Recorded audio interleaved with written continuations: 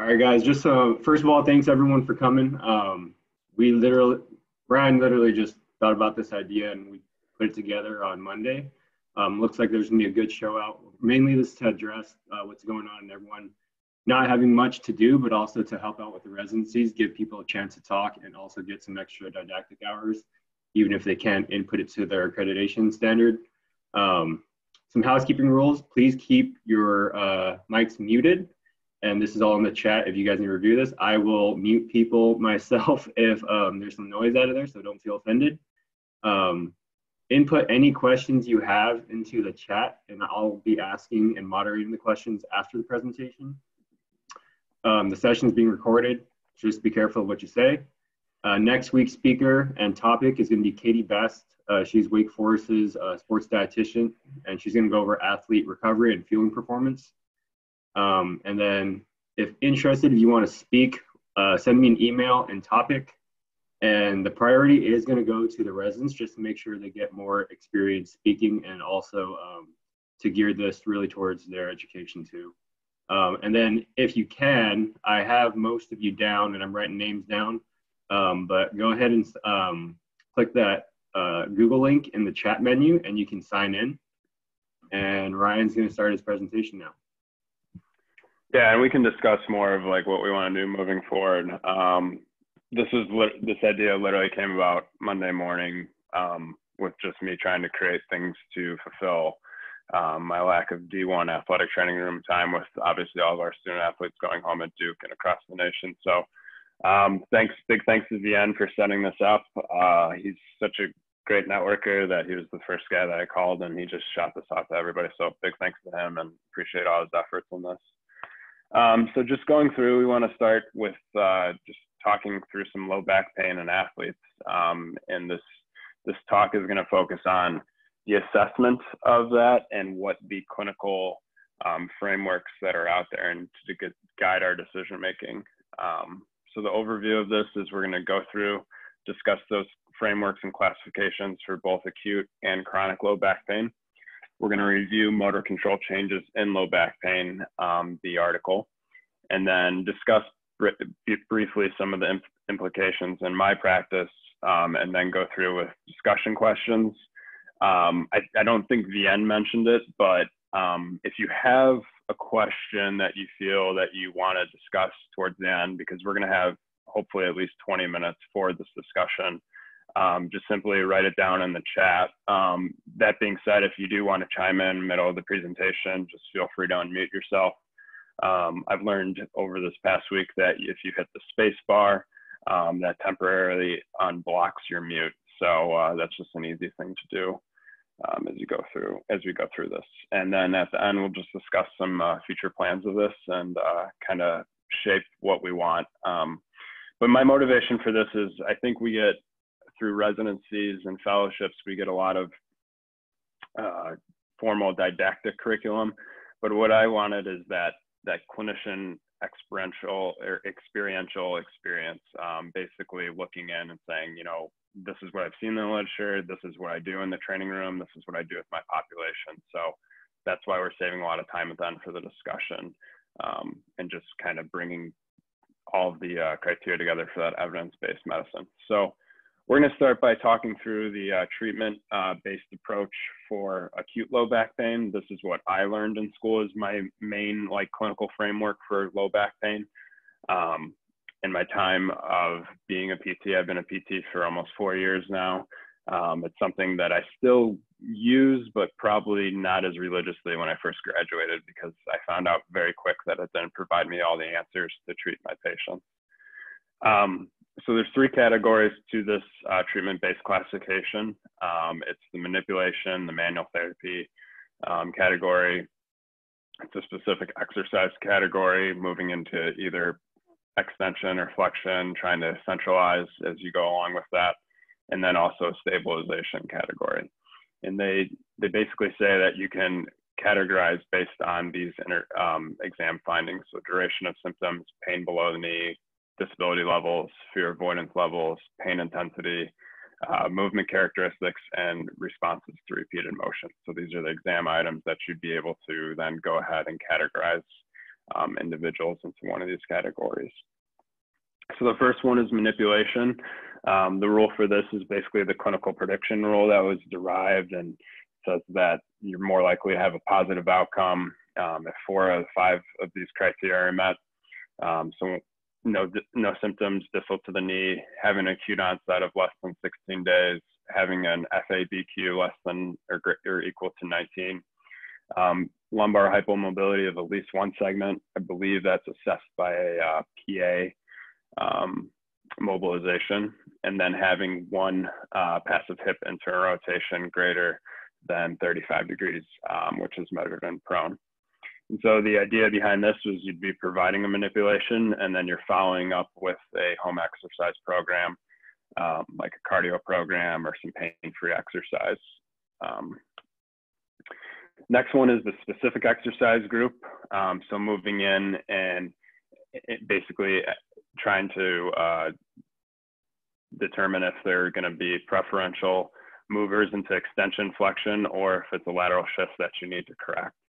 So with extension, we typically associate this with like a radiculopathy, or this group here where you're having these symptoms shooting down the leg, having that radiculopathy symptoms below the thigh. So basically looking at the symptoms distal to the buttock, that they have that directional preference for extension, that they're able to centralize when they continue to move the extension, and have basically a peripheral, or be able to bring their symptoms up through the leg with those repeated extension motions. And then moving into flexion, this group we don't typically see in an active population. Tends to be in a population greater than 50 years of age, but basically that they feel better as they move into flexion, and that's typically associated with that spinal stenosis diagnosis. And then also in this category would be a lateral shift. So when you have that visible frontal plane deviation. So the treatment for those two groups that we will typically see, like I said, in a D1 athlete population, wouldn't expect to peripheralize with or centralize with flexion. So extension, you're typically about 40 to 50, 60% are going to achieve that centralization first. It should be patient generated at first, and you can also add in some mobilization, some manual therapy to further improve this. In that lateral shift exercise group, typically you're going to want to address that shift first and then continue to move them into extension. With this group, I think that for myself, working through this framework, these groups are not mutually exclusive. So just because you're in the specific exercise group doesn't mean that you'd benefit from manipulation. I could see a lot of our patients that would fit both into the extension group as well as the manipulation group. So it's just something to consider. And then you have the stabilization group, this is the group that we're going to really discuss further as we go through this presentation. So the criteria for this is that you're less than 40, have a positive prone instability test. That's the test where you have the patient basically resting their torso on a table, feet on the ground. You perform a PA. If that replicates their pain, then what they would do is they would extend their hips and their legs, perform that PA again. If that diminishes their pain, that's a positive test. Some other things, just looking at, do they have a fair amount of ability of hypermobility, able to have a straight leg raise greater than 91 degrees. There's some interview items there that might point you into that group. Just a history of locking, catching, somebody who's a self-manipulator continually feels that they have to move. And then the objective items would be poor lumbar-pelvic control, sometimes a hinge through a specific segment, poor coordination, so having shaking at an end range of motion, as well as some confirmatory tests here. There's a passive lumbar extension test where you have the person supine, lifting both their legs up at their ankles, and confirming that further with PAVMs and PIVMs, supposedly according to this group. I don't think I've ever gotten to the point in my 4 years being able to really detail hypermobility versus hypomobility in a PAVM, and something that we can maybe discuss further here.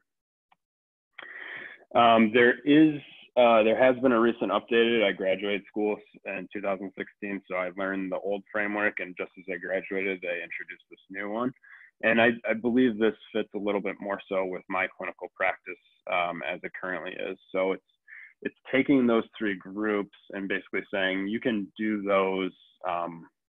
Typically, you want to start maybe with more of your pain modulation activities. So your manipulations, your mobilizations, your preferential exercises when the symptoms are highly volatile. And then as you move in away from that volatility, as their pain starts to subside, you move into more of your movement control. So getting through and basically retraining the motor system to move as optimally as you want it to. And then you're going to move into that functional optimization. And this for me is kind of the loading phase. So getting them to be able to move with power and strength that they need to be able to do in their typical sport here. So this group is going to be more of your like loading, I would say. And I'd say this is typically where my practice aligns more so now, where I think more of mitigating their symptoms first, addressing the movement concerns that I might have, and then loading it through there versus going through and being like, oh, you know what, this person fits the manipulation group. We're going to do that for the next, 4 to 6 weeks. It's better to be along a continuum, and I think that'll be noted throughout the presentation as we go through this. So a case that I just want to introduce, and this is a made up case.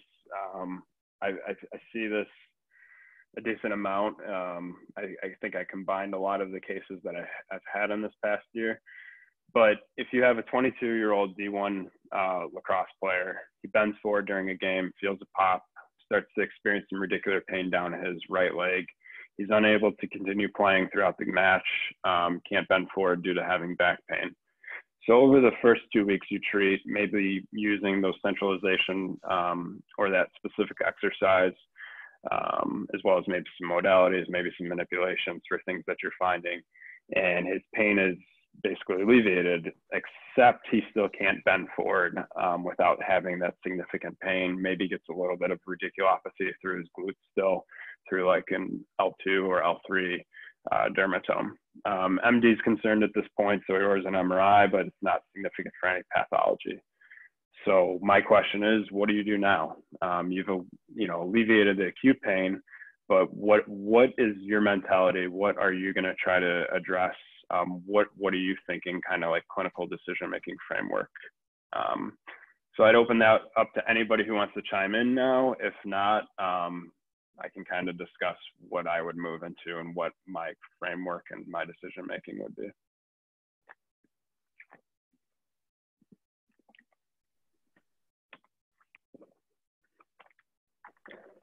All right, I think everybody's shy because it's the first one, so I'll move on. So what I would do is kind of shift my mentality more so into the chronic low back framework guidelines. So I'm going to go through in detail how these frameworks are basically composed and what they consist of, and introduce how they all contribute to the biopsychosocial model.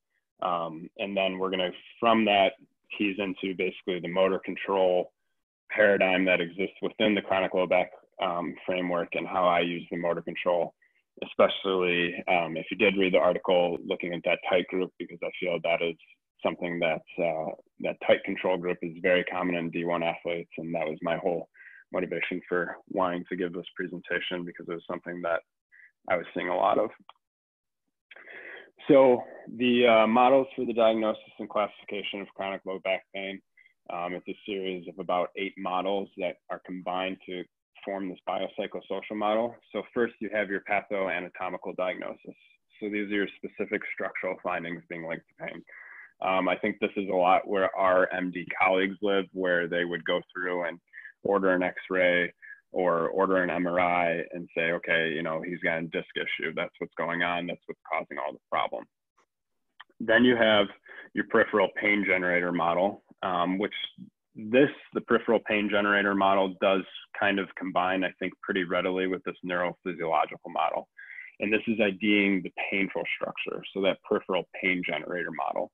So if we go back to our disc analogy, where the pathoanatomical model would say it's a disc, herniation that's causing the symptoms, the pain generator and the neurophysiological models would say, well, it's mainly the inflammation on the nerve root that's maybe causing this movement impairment and this pain and this symptom.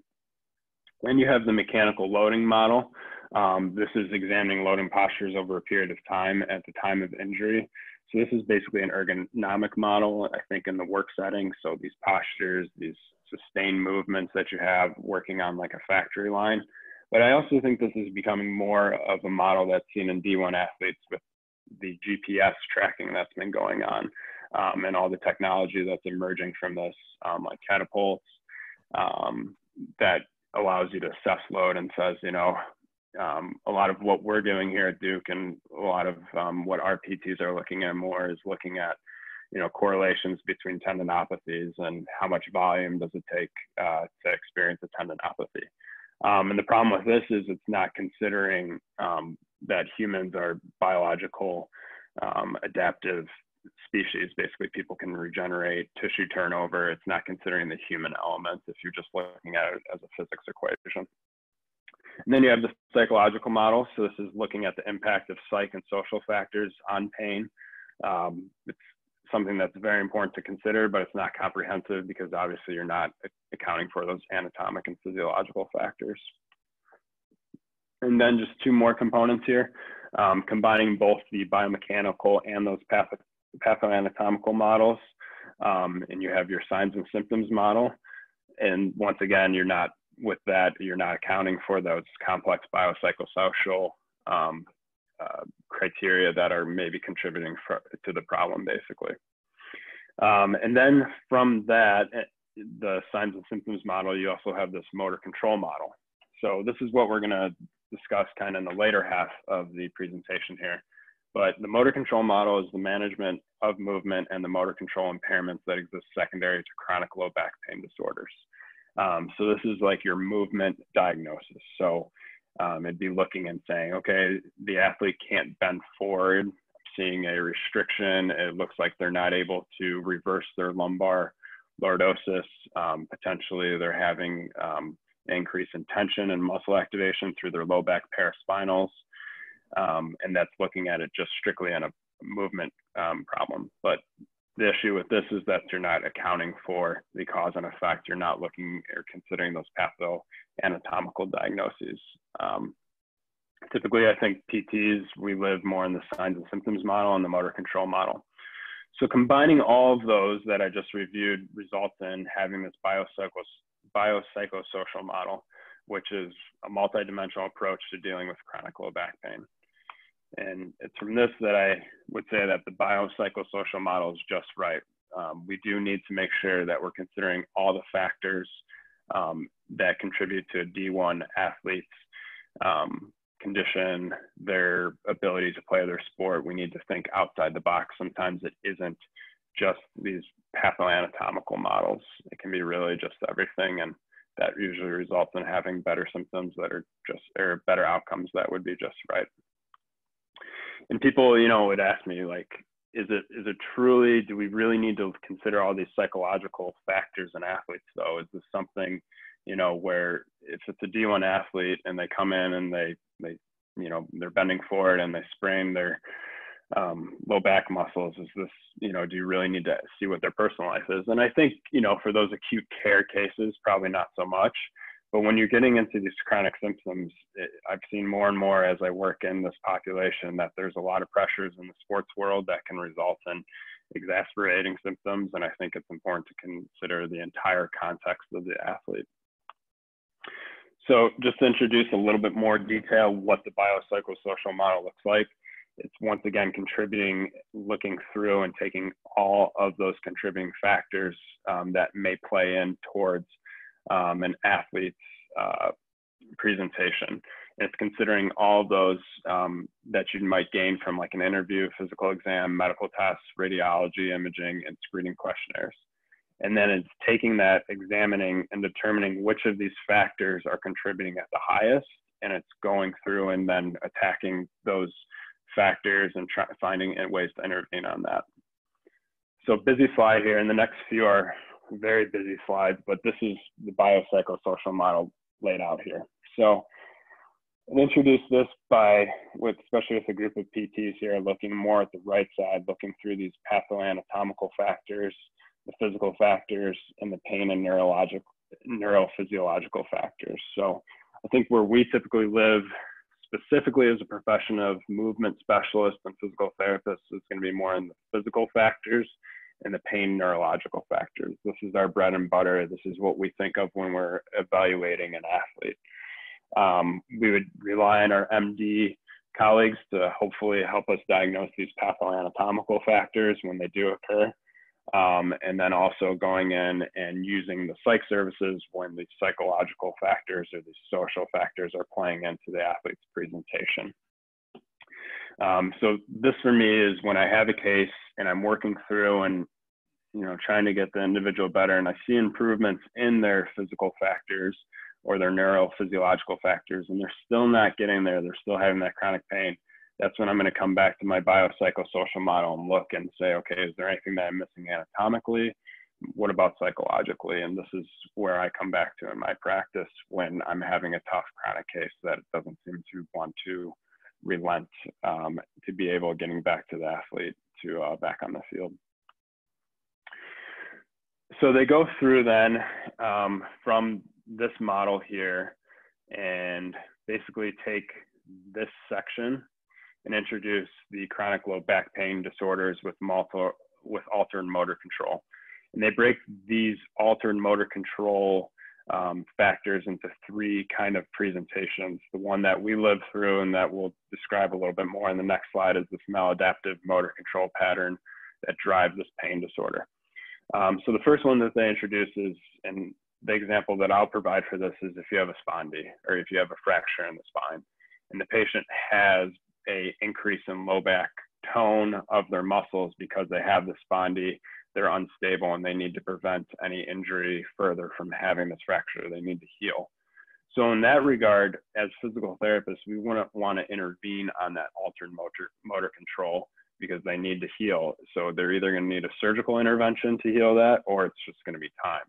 So it'd be bad for their outcome to basically intervene and have them try to reduce that spasm within reason. If I had a spondy, and we could talk all day about this case, but if you had a spondy and it was really tight and the tension was causing them pain, then maybe you'd want to intervene on that. But that's something that I wouldn't want to fully resolve. And then they go in detail that potentially you have a primary psychological condition that's driving this chronic low back pain disorder. So even though you have maybe some altered motor response, it's secondary to a psychological factor where the patient continues to move into a position because of psychological factors, because of fear, because of avoidance. So it's something I'd consider this category if you're working with somebody and you're hearing anatomically from the MDs that everything looks good on radiographs, MRI, you've resolved their movement impairments, they're starting to load, but they're still having those pains. Maybe it's more of a psych thing that's driving this. And then the maladaptive motor control patterns. This is where I think I've seen a lot of this as I work more in D1 athletes, particularly the movement impairment. And that was my motivation for wanting to put together this presentation, was I was seeing a lot of individuals who were coming back, tissue was healed, everything seemed to be moving well, but they truly weren't able to get back to being able to play pain-free and to resolve their movement impairments. So we'll go through in detail the difference between movement and control impairments and these motor control patterns that drive the pain disorder. So once again, another big chart that I want to talk through, but this box here is basically at the top of this. So the case that I want to detail that basically, just to walk you through and how this chart might be useful to your practice would be if you have a tissue injury. So I imagine going back to our lacrosse player case. So you experience that injury. They have a motor response of an increase in paraspinal contraction because they don't want to move forward in flexion while their disc is healing, essentially. So they go through, you're going to consider the factors that might influence pain and motor response. So for this, did the athlete ever have an injury before where they've had a similar thing and they're worried because they're not going to be able to bend forward and they had a bad experience before? Or maybe they're a very confident person and they feel that they're going to get back out there and that can positively influence them. So after you have that acute phase, it might have a complete resolution of this disorder. But then what could happen is basically they have a non-resolution. So the disc itself is healed, and the athlete is able to either go back at that point or they continue to have symptoms. So why are they still having symptoms if the pathoanatomical issue is healed at that time? And for me, that's when I would go in and then look at this box here where I'm looking at this non-resolution. So what is going on if the disc is healed? If I'm hearing from the MDs that everything looks good in regards to that, what can I do as a physical therapist? And so I'm going to, at that point, look in trying to classify them basically from their maladaptive patterns that I'm seeing, if they have a movement impairment diagnosis or if they have a control impairment diagnosis. And I would say, and this is my bias, and once again, this is why I want to hopefully have a good discussion after this, but I see a lot more movement impairment diagnoses happening at the D1 level versus a control impairment. So movement impairment classification diagnosis would be something, just in our case here, where you have this lacrosse player and he's not moving into flexion because he has low back tightness. Basically, he is overactivating his low back paraspinals. He's not able to relinquish that control and move forward through that. And because of that, he's compressing his spine, he's loading that. And then there's also, and this is why I chose the article, and we can detail that a little bit more as we go in here, for maybe some of the anatomic reasons why he's experiencing pain. But basically, he's loading up on that spine, he's compressing that spine, and having an increase in contraction of those low back paraspinals can also provide some nociceptive input. On the other side of that would be a control impairment classification. And I guess the example that I'd give for this is somebody who has like a lumbar strain, who is already hypermobile to begin with, and they continue to move into flexion because it feels good. They're continuing to provide a stretch to that, but now the muscle has been attenuated too much, it's overstretched, it's actively insufficient essentially, and they keep moving into that, but they're also having a reduction in their control. They're not able to use their muscles as optimally as they were able to before. So that's kind of the distinguish, and we're going to get into that a little bit more. So if it's still unclear, I hope to clear that up while we talk through the article here. But those are kind of just the two examples that I have of going in and you're not having a resolution, even though the pathoanatomical diagnosis has been alleviated, and you're trying to classify into one of these two categories. And then just as we move into the article, I thought it was worth mentioning that there is, a good amount of evidence out there that considering the whole person does result in better clinical outcomes in the short and medium term follow-up. One limitation of this article is it said, it's hard to really get past the minimally clinically detectable change long term. But for myself, I believe in D1 sports, we usually live more in that short and long term, or the short and medium term follow up and getting our athletes back. So I think it just provides a level of evidence that using that biopsychosocial approach is it's a good thing to do for your athletes. So moving into the article, I found this article basically, my motivation for selecting that came from two things. I was at CSM this year. I was fortunate enough to sit in this talk on the left, applying evidence to patients who have low back pain, who have these movement coordination impairments. And for myself, this talk really spoke to me, and it really made a lot of sense for a lot of the cases that I was seeing of the person on the right here, of just everybody that I was seeing in D1 athletes. And I was talking to my mentors about this, but I was seeing a lot of low back, increased excitation, increase in hypertrophy of low back extensor muscles, and inhibition in the glutes of people that were having just this chronic low back athletic pain. And so I thought this was something that worth talking about, especially in this group of residents and residency directors and fellow directors and fellows here. So the purpose of this article was they found that people move differently with low back pain than people that do not, but there's a lack of understanding of the mechanisms for these reasons and motor control changes. And so they define motor control as the way in which the nervous system controls posture and movement to perform a specific motor task that includes consideration of all the associated motor, sensory and integrative processes. And so they go through and they detail what the mechanisms of motor control are, and they point to these three things: that it's modulating trunk stiffness through tonic muscle activity, which I think is important because I think muscle activity gets back to my point of wanting to explore this topic. Was I was seeing just a lot of increase in this tonic muscle activity resulting in stiffness. It's having anticipatory or feed forward control, so being able to detect when the trunk is going to be perturbed and respond to that. And then it's also the feedback based on proprioceptive, visual, tactile, and vestibular information. And all of these add up to being able to execute that motor control. So they started with two questions. The first being, is motor control different between individuals with and without low back pain? And the key word that we're going to hear through these next slides is that varies. You can have an increase in excitation, and you can have a decrease in excitation or an inhibition effect of low back muscles when you have low back pain. And there's no rhyme or reason for this. It's just highly variable. And I think it gets back to either categorizing people into that control-based lack of control, or having that tight-based lack of control, which we'll get through here in the next 3 slides here. And so they go through in that detail basically, and I do want to kind of speed this up because I do want to get to the discussion. I'm running a little bit longer than I thought I would. But they go through and basically detail having and looking and exploring this question by looking at some of the studies that have been conducted.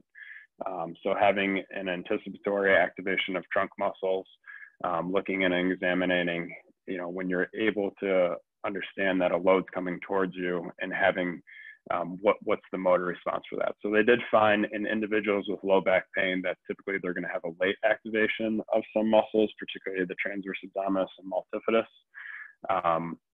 And they also found that there's potentially an early activation of those oblique abdominal muscles. So I think that provides evidence for having that too tight control, which we'll detail here in a second. They looked at a reactive motor control. I thought this was interesting because a lot of, especially like contact sports, lacrosse, football, even soccer, a lot of that is reactive motor control where you're not expecting a load. And they did find a significant trend that there's typically going to be delayed of onset of muscles, and then there will be potentially a delayed offset of these muscle activity and low back pain. So we're seeing that there is a difference in motor control. It's just really hard to tease out in some of these studies. They did find some anatomic changes in muscle fiber types, basically transitioning from type 1 to type 2. I thought that was a really interesting finding because I think that shows that the nervous system is trying to transition motor types to be able to repeatedly maybe account for this delayed onset or activation of muscle activity.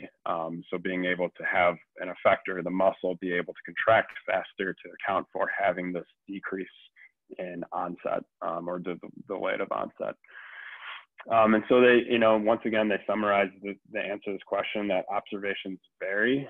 They concluded that maybe sometimes deeper muscles would be more inhibited, but overall large muscles might have an increase in activity. But they once again point back to there isn't a rhyme or reason why we have these motor control changes. And it gets back to that there's so many layers of the trunk muscle, and the trunk system is highly redundant.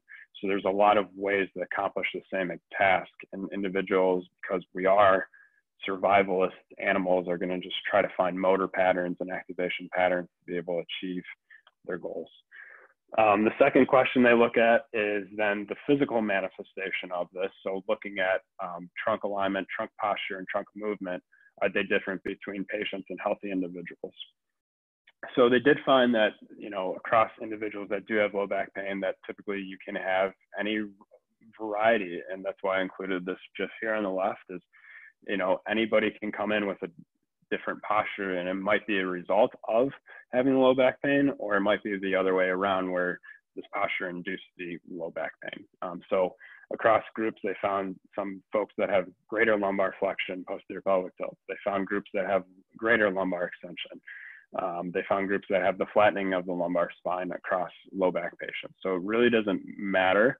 It just it's just so variable through all of this. And so I think that points to why we're trying to classify individuals having any of these different types of postures and these motor control patterns that we're seeing. They go through and they offer some evidence of some of the variations that they see. I'm going to kind of skip through that. People can come back and read through that. I just want to get through the discussion a little bit more. I'm running out of time here. But basically, they go through the paper and then they introduce these two groups again that I was detailing from the chronic low back pain guidelines. And the first being, you have this first pattern here, this tight control pattern. So you have that increased excitability of trunk muscles that's going to provide tight control over the lumbar movements at the high cost of tissue loading. And this can be due to an increase in co-contraction, increase in reflex gains, or in a psychological attention to the increase in motion control. So just paying attention to wanting to stabilize the spine. And then you have the second pattern here, which is a reduced muscle excitability to try to avoid high tissue loads to select tissue. So once again, getting into that, the person who had the lumbar strain that I was describing, where they're flexed forward because they have this lumbar strain and they're trying to actively inhibit the low back extensors from activating. So I wanted to detail the tight control just because that's what I was seeing a lot of in my D1 athletes. So tight control is a constraint of motion to avoid the nociceptive excitation. So if you have a disc issue, really locking down and seizing up there. And how that can be a problem, but it's good in the acute phase because you're avoiding, you're letting the disc heal. But as the disc heals, it's important to break these people out of these patterns and break them out of this tight control. They go through and offer some evidence, basically trying to associate that having a decrease in a stiffness can offer some pain relief after manipulation. So it suggests the basic relationship between having a stiff spine can correlate to having an increase in pain. And they offer on the right side here some of the reasons for this, having an increase in that co-contraction, that continued excitation of the low back muscles can result in this long-term compression, and that can repeatedly either load up and reduce disc height, which can obviously result in having a lot of symptoms down the legs, possible radicular symptoms, but then they also go through and they point to this sustained low-level muscle activity, which can directly result in a noxious effect. So by having this increase in low back tension, you can result in increasing stress through the inert tissues, the low back, the disc, the bone, but also in of itself, just that low-level muscle activity. We know when we have an increase in tension that can result in a noxious stimulation. And once again, just going through and thinking about overstressing certain structures, tendons, bones, trying to share that load. So they go through and they offer at the conclusion just some brief treatment, and that's what I wanted to get into with the discussion points here. They say that, with tight control, some strategies in the later stages are reasonable to reduce excitability and co-contraction, to increase motion, and to potentially increase movement variation. And the loose control, just basically going through and trying to impair or trying to go through and increase proprioception and increasing basically the response of the nervous system to go through and increase awareness of where the muscles are in space, and expose people back towards a more neutral position or strategy. So I wanted to conclude just basically some of the tight control strategies that I have had success with in the training room. I do dry needle. I've found it to be very useful in this patient population for reducing low back tone. I like using electrical stimulation to try to get some representation through like the sensory cortex, and letting people be aware that it's okay to contract through these muscles that might be inhibited, or just to have them become more extensible through electrical stimulation. I do find that lumbar manipulations are very useful for reducing tone overall in the paraspinal musculatures. I should have been able, I wanted to find a picture of this, but with my limited resources, with being kind of quarantined at this time, I wasn't really able to. But just getting people into this posterior pelvic tilt position, if they're having that if they're having a great amount of extensor contraction through their low back muscles and being into an anterior pelvic tilt position, or an anterior pelvic tilt position, just getting them out of that and lengthening muscles. Muscles want to be stretched. And then just loading up on the glutes and realizing that those are the prime movers in muscle activity, and just trying to treat the low back muscles as stability muscles and not as prime movers and as secondary movers, but just getting through and really hitting and loading up on the core and some of the other progressions that I have there. So with that, that's kind of what my mindset is. And I just wanted to go in and kind of open up the discussion questions. So like, what is your framework? What is your mindset when you work with acute athletes in low back pain and with some chronic? Like, what do you try to go through and think of and try to categorize them in? And with that, I'll open it up to anybody who wants to chime in. Hey everyone, so if you guys have any questions or thoughts, I can call on you guys if you guys type it in the chat just to keep things a little organized. While you guys may be coming up with questions, my first question I was thinking about was, I mean, a lot of Division I PTs and pro PTs in here. So we see, like, let's say a football player, they're deadlifting 400, 500 pounds, pretty easy, but they're just complaining about this constant back pain. And you decrease their load, they still feel that constant back pain. So you go into the motor control aspect of it. But let's say at eval, they could actually do that kind of, I'll call it an algorithm that you go through, Ryan, about motor control and assessment. If they can already do that, do you still have them do reps of those exercises, or do you move on to another progression? Reps from, like, let's say a posterior deadlift reps, you mean? No, like, let's say they can already do, like, they have good motor control of doing like a posterior pelvic tilt, good control doing it into a bridge position. Are you still going to have them do more reps of that exercise just to cement that in, or do you just move next to more demanding exercise? I think it would be both. I think it depends, you know, obviously. So if they're moving well, like, does their deadlift look good in this? Like, that would be my first question. That's something I would go to, is really, you know, maybe trying to even record them. iPhones work actually really well for that these days because you can go through slow. So does their deadlift form look clean? And, you know, I'm assuming from this that it does. So what I think I would do, because it's really hard to tease out what is the prime mover and those high end, you know, if they're deadlifting and they're moving well through it and it appears they're moving well, but like, how do you, there's no way to really EMG study how much are they using their glutes versus low back muscle extensors for like a deadlift. So if they look good, I still think I would try to ramp that up. If they're moving well through like a core bridge, they're moving well through like a tall kneeling, so like full kneeling position, I would try to really load up on that. And continue to increase that demand until they're having the pain or the symptom kicks in or they're at a volume, because a lot of this is repetitive or cumulative loads that can induce that pain. So I think I would just really try to find out whatever that point is and then cut a volume or cut load from there and then have them try to progress off of that. Does anyone else have any questions before I ask my next one? All right, my next one is, and these are all, I think you did a really good job. These are all just questions I have issues with too when I practice with athletes with low back pain.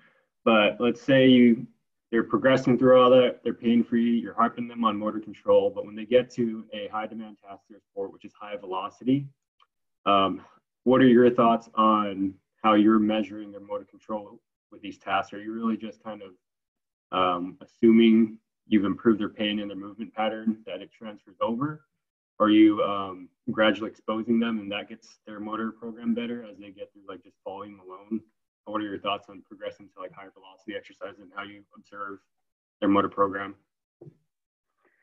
Yeah, I think it's really an area that we don't typically excel in. I think a lot of I think PTs are becoming more and aware of like how much strength and power is important for athletic motions, but I think we do underload velocity sometimes in rehabilitation strategies. So I would have them moving through quickly, because every sport happens at a fast pace typically, unless you consider darts a sport or something like that. But even throwing a dart, I guess, would be fast. So I think it's very important to going in and teaching that velocity and then trying to connect that and break, basically going through. I've learned this from a mentor here at Duke, but looking at those motion patterns that are essential. So like, for an instance, being able to cut on the basketball court, being able to run with that. So at first, what you're going to need to do is you're going to have to be able to accelerate or decel very quickly. So a cut is a quick deceleration to acceleration. So you might teach that deceleration moment first and have them move through that repetitively and increase that demand by increasing the velocity in which they're doing that. You could provide like an external, load, like a band, some type of drag to basically increase that volume. So I think when we're getting back to those return to play stages from this, I do think it's important to continuously address that motor control, but to find novel ways to do that through velocity. And kind of the big thing that I've seen from that is just trying to especially like with our basketball team, when we're bringing guys back from lower extremity injuries, they're going through with a lot of those, basically having somebody drag them with a TheraBand to try to increase their speed and their velocity as they move through a new motor control pattern. All right. Is there any other questions? I got a few other questions, but I don't want to hog it. Does anyone else have any questions? All right, my next question, maybe Dan and Carrie can chime in too from their experience, but what is your consideration on what is success for low back pain college athletes? Are we expecting to get them to 0 out of 10 pain? Is it going to be like a seasonal peak and low? What are your thoughts on that?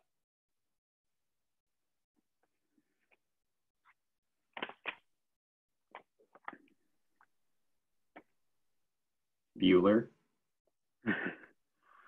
What are your thoughts on that, Ryan?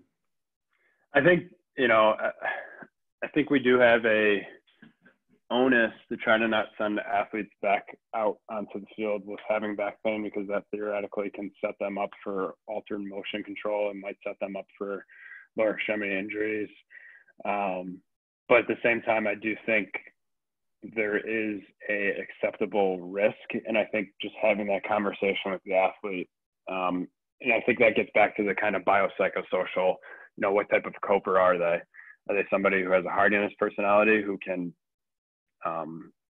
compensate and play through having low back pain, but don't let it affect their performance? Or is this somebody who's, I think it just really varies based on kind of like what their personality is and what they're willing to accept as an athlete for a level of risk with playing through low back pain.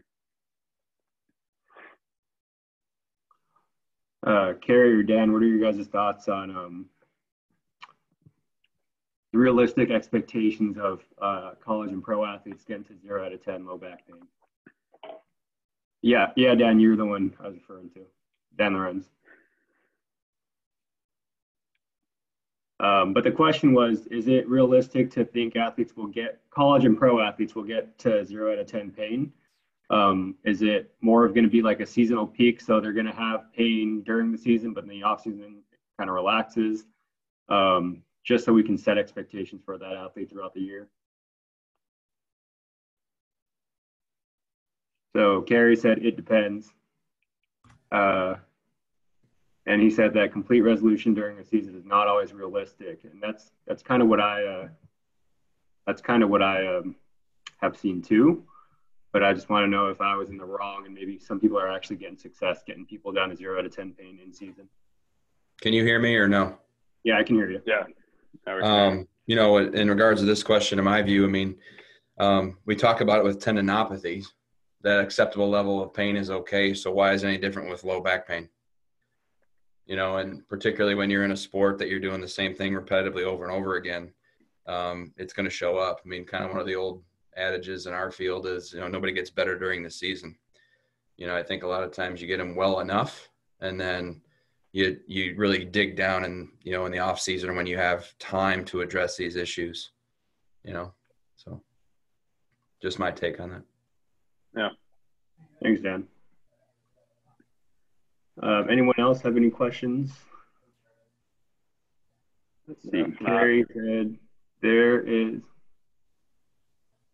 Yeah, so it sounds like Carrie's kind of cementing what Ryan had mentioned. It comes back to one, using a approach with the whole coaching staff, educating the patient. A lot of it's just finding their proper load individually, which I think is the benefit of PTs. It's not like ATs.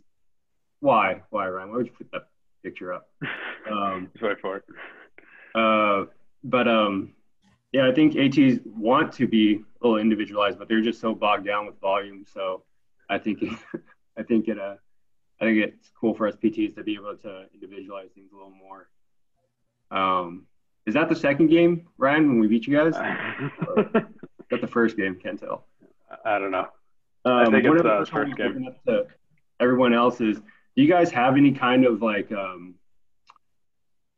testing or measures you like to see before their return to sport? I use a cluster of 7 tests from Mike Royman's and Rob Mansky's book.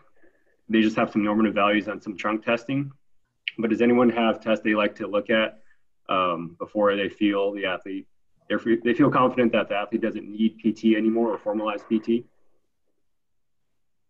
I think my answer for that would be, if it's a really chronic case and it's taking the athlete out for a significant period of time, I would probably go back to some of those objective, like static plank holds, and look, are they lining up with normative value? But I think and gets back to kind of what Dan was saying, and the level of D1 athletics, there's just not so much amount of time to do that in season. So my objective test is, are they able to go back to practice non-contact, contact, and then are they able to play through at a high level of performance in like a scrimmage? And if they're good throughout the week for that, I'm probably going to clear them, put them back in. I think sometimes you can't get lost in all that. It's nice to have that from kind of objective, but I think in the D1 world, there's just not enough time. I think maybe their time would be better spent rehabilitating or practicing versus going through like a battery. Yeah, and I agree. We usually never really take an athlete out because of low back pain. Most of them can power through it. But right. Yeah, it's just a hard time for me to think, okay, when does this person still need formalized PT? To me, that's a question I always battle with.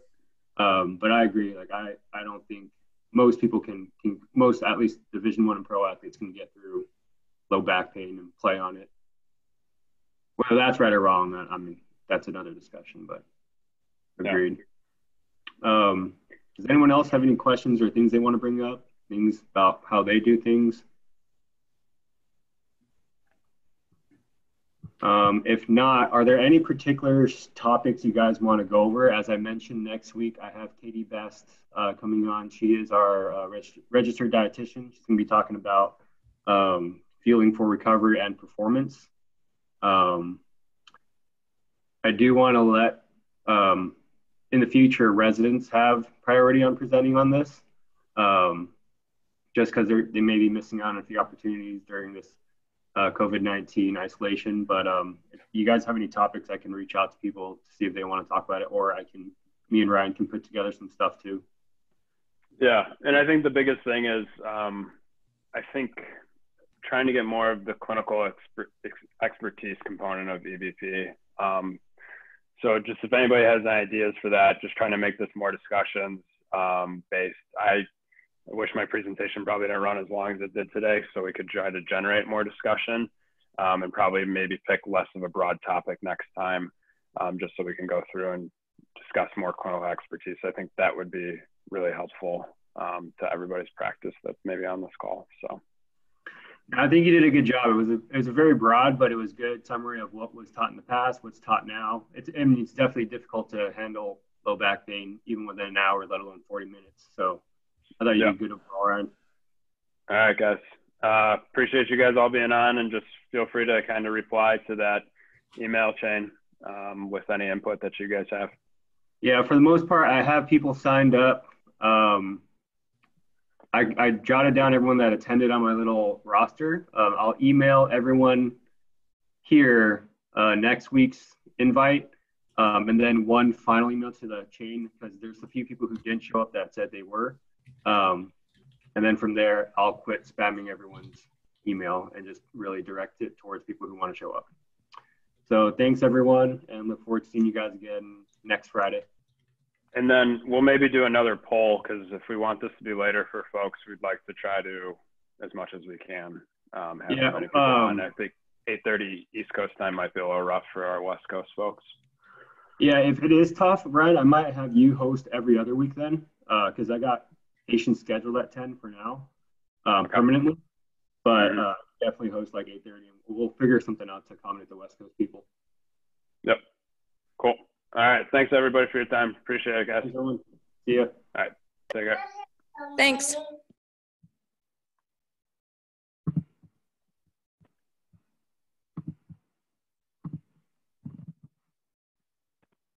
Thanks, Ryan and Van. You're welcome. Thanks, Emery. All right. Have a good weekend. Ryan, do I have some pictures and gifts for you for Duke and Wake Forest, man? Oh, you wait. That was supposed to show like everybody wants to be like part of evidence-based practice. Like everybody's grabbing in for it. That's what that was supposed to be. Yeah, sure. So it was. I thought it was a good one. Hey, but good job, bud. I'm about to log off. I got to go to the clinic soon. All right. Take care, man. Bye, everybody. What's up, Danny?